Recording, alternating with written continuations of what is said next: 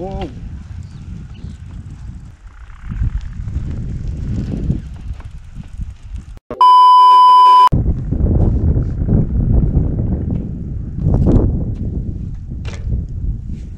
Salutare bikerilor! Eu sunt Ionut Suguret, din câte știți unii dintre voi.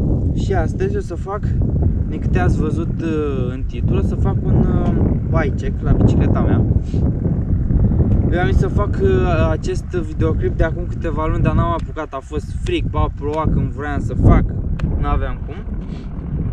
Și am găsit azi momentul să filmez, e frumos afară, cât de cât ok. Bicicleta o am de acum 2 ani, de la Decathlon am luat-o, e un Rogue Rider ST530S pe mărimea XL, un cadru full suspension.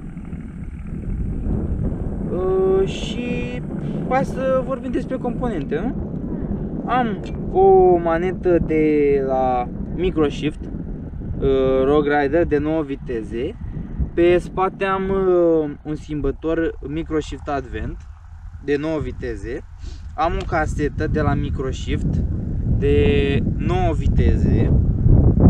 Pe față am o foaie de la Miranda, așa se numește, de 32 de dinți.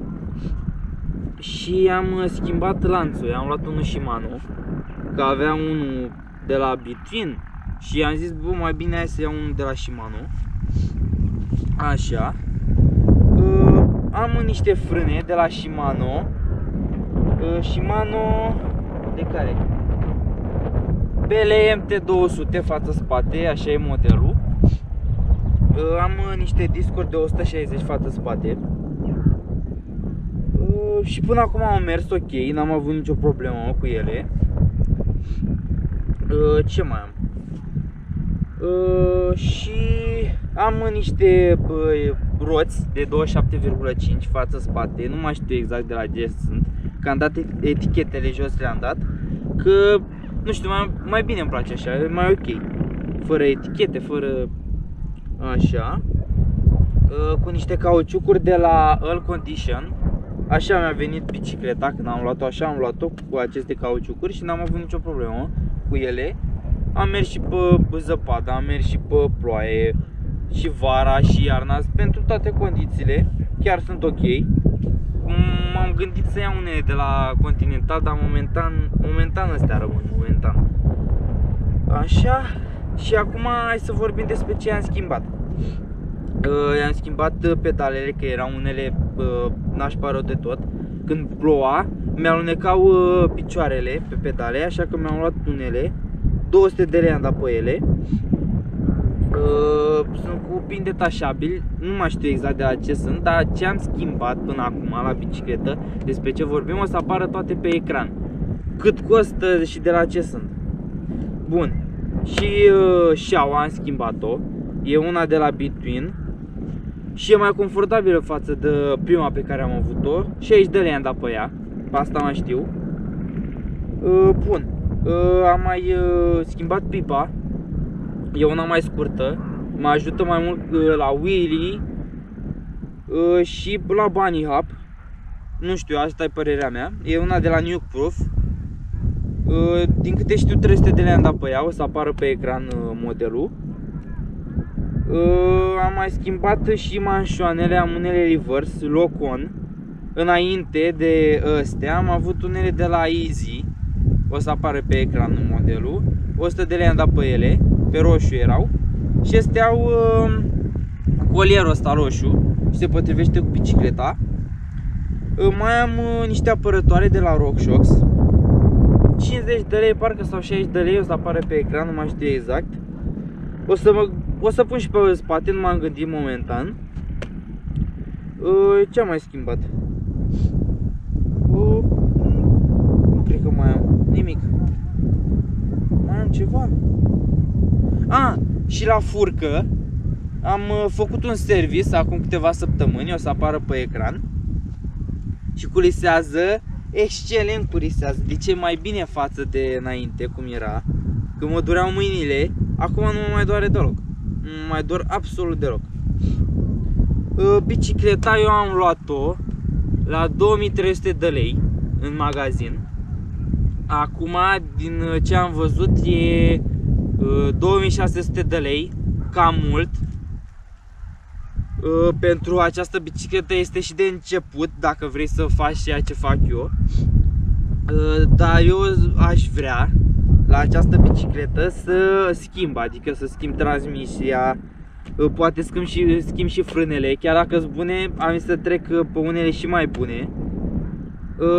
Foaia asta deja s-a îndoit, a început să se îndoaie, adică așa bate într-o parte. Dacă o să bată și mai tare și nu o să mai pot să merg, o să o schimb cu una de la Halotech 2. Și dacă o să o schimb asta, am zis să schimb și transmisia cu una de la Shimano de ore. Frânele, dacă o să schimb și transmisia, o să schimb și frânele cu unele Shimano, ce era? Shimano de ori, cred, nu mai știu exact ce frâne, o să apară pe ecran.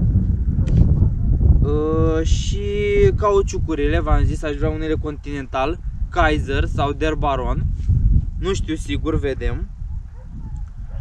Și hai să revenim la câți bani am dat. Am dat 2300 de lei pe ea. Acum v-am zis, e 2600 de lei, cam mult pentru ce oferă. Și cu ce am schimbat la această bicicletă, mă duce în jur de 30 de milioane. Cu ce am schimbat la această bicicletă. Până acum n-am avut nicio problemă cu ea momentan, chiar merge ok. Și pe șocul, că s-ar putea să schimb și șocul și furca, una de la RockShox și șocul la fel, de la RockShox. Vedem, momentan nu știu sigur. Rămân componentele astea momentan. Și cam atât, n-am avut nicio problemă cu ea, m-am dat. Urmează să mă dau și la munte cu ea, pe trasee, nu știu sigur, o să apară videoclip cu un urban freeride, nu cum a fost al doilea videoclip. Mă plimb pe acolo și mă mai gândesc dacă o să mă dau și pe trasee. Peste câteva luni o să fie chestia asta. Și cam atât, dacă acolo pe traseu o să se rupă ceva, când o să vin acasă o să-mi dau comandă de transmisie. S-ar putea să iau ușor transmisia, nu știu, vă anunț pe Instagram. Și cam atât, adică altceva nu mai am ce să vă mai zic. E chiar ok momentan. Stați că mă sună cineva. Alo? Stai mă că filmez, nu pot să vorbesc, zi. E sigur? Bine, hai, baftă. Știți ce mi-a spus? Nu uitați să dați like, subscribe, share, să vadă și prietenii voștri. Să ajungem și noi la anul ăsta, aș vrea să ajung pe la 200 de abonați dacă se poate. Cu ajutorul vostru sper. Aveți Instagramul meu în descriere. Să vedeți acolo, mai pun poze, mai pun story-uri. Și v-am pupat, pa!